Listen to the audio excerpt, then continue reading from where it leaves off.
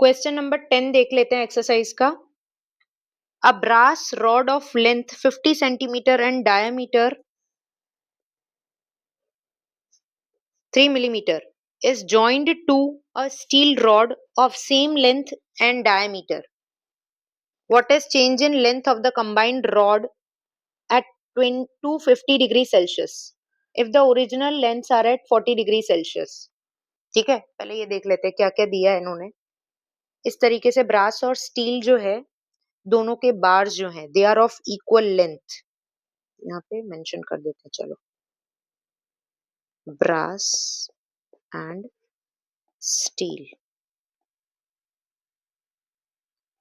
L1 दोनों की length पहले तो सेम है which is 50 centimetre. L2 50 centimetre. Diameter दोनों का सेम है 3 millimetre. D2 3 millimetre. Initial temperature पता है दोनों का 40 degree Celsius.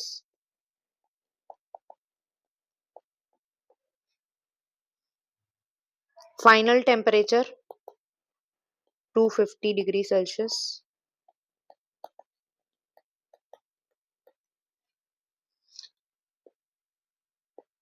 Coefficient of linear expansion for brass it is 2 into 10 to the power minus 5 Kelvin inverse, and for steel it is 1.2 into 10 to the power minus 5 Kelvin inverse. What is the change in length of the combined rod?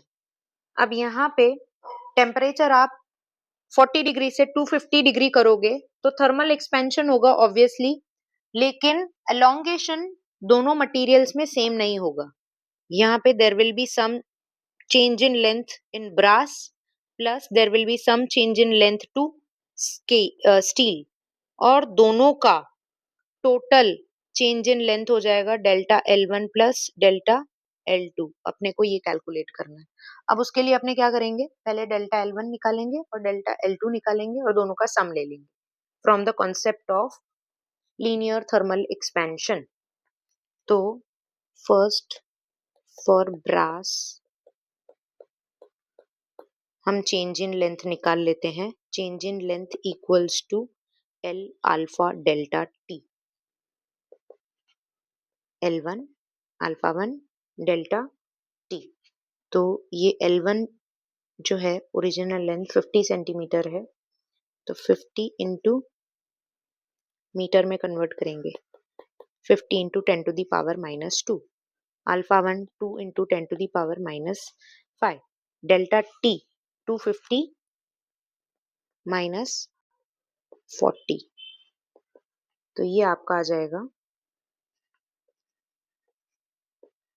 100 into 10 to the power minus 2 minus 5 मतलब minus 7, और ये 250 minus 40 210. Calculate करेंगे तो ये आएगा 0.21 centimetre. That is delta L1. Change in length for brass. Second for steel delta L2 equals to L2 alpha 2 delta T. Things are same except coefficient of thermal expansion 50 into 10 to the power minus 2, 1.2 into 10 to the power minus 5, 250 minus 40. ये आ जाएगा 12600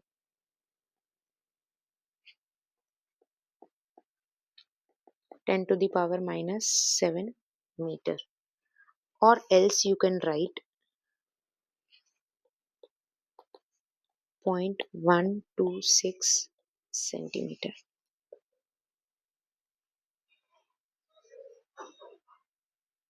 Then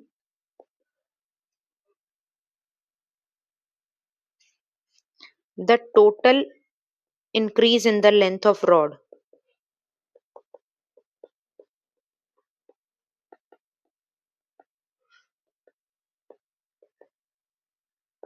will be delta L equals to delta L1 plus delta L2.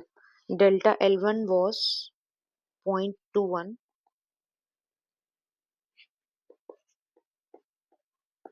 plus 0.126, approximately it will be 0.336 centimeter,